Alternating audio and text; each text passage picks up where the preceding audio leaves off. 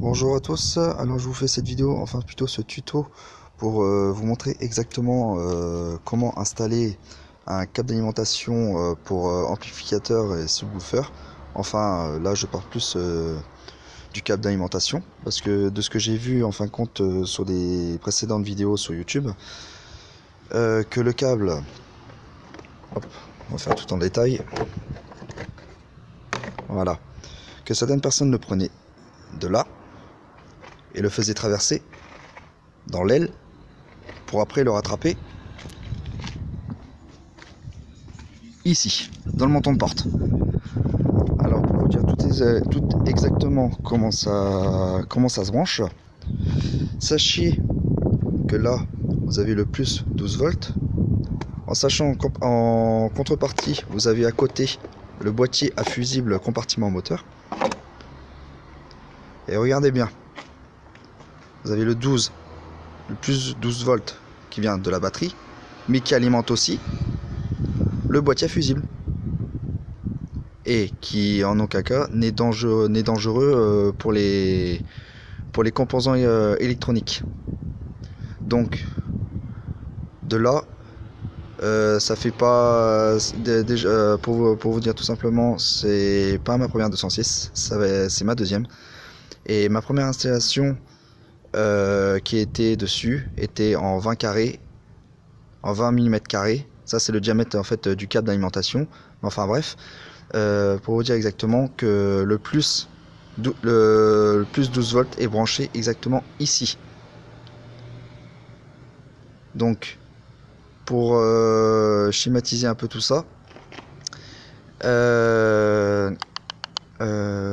pour vous dire en grosso modo, hein, pour faire un branchement propre comme il soit, vous pouvez vous brancher exactement ici et vous n'aurez aucun risque de surcharge, de défaut électronique ni quoi que ce soit.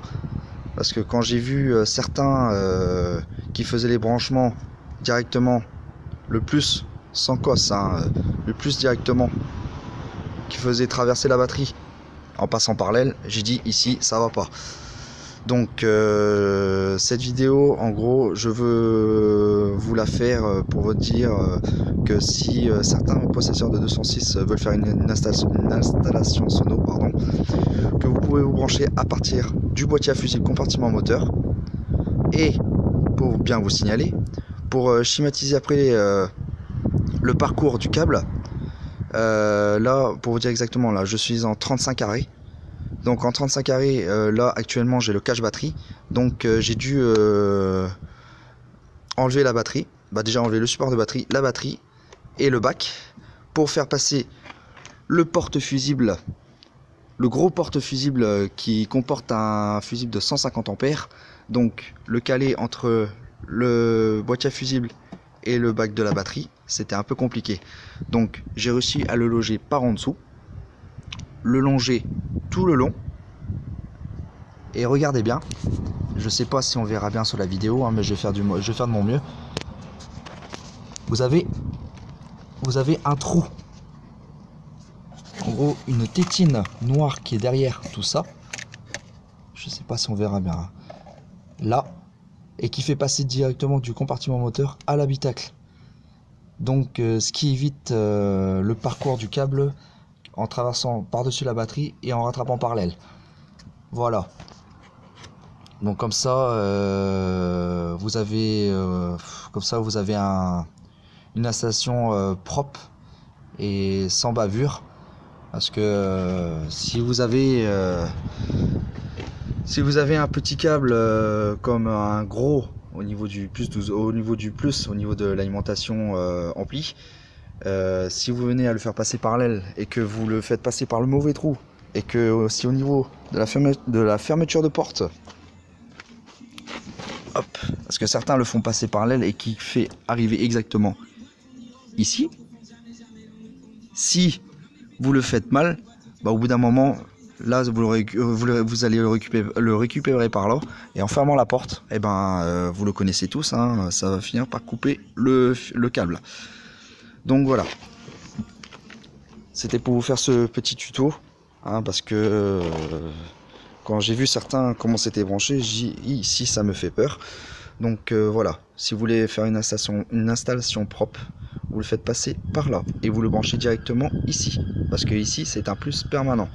Donc vous n'avez aucun risque de défaut électronique, sachez-le. Voilà. À part ça, qu'est-ce que je voulais vous dire Ah oui, pour ceux qui font de la sono mais en débutant,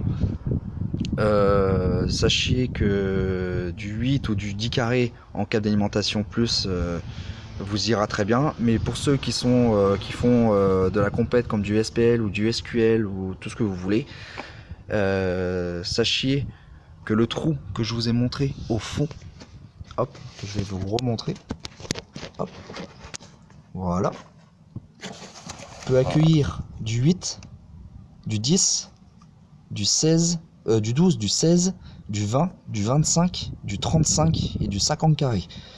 Donc vous n'aurez aucun risque à faire passer votre câble par là.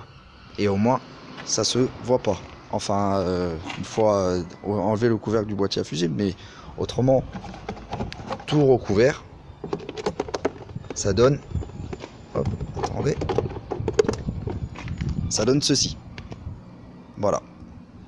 Faut juste faire une petite encoche au cutter propre là pour que ça vienne pas appuyer, que ça vienne surtout pas forcer pour après venir casser les pattes pour qui viennent tenir le cache du boîtier, le compartiment fusible.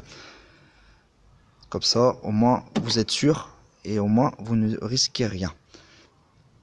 Donc pour ceux à qui ça peut aider, ben voilà, cette vidéo, enfin ce tuto est fait pour ça, pour vous montrer exactement que vous n'avez aucun risque de vous brancher directement ici. Bon, sur ce, je vous souhaite une bonne journée, hein, et bonne installation à ceux qui veulent le faire. Allez, ciao ciao.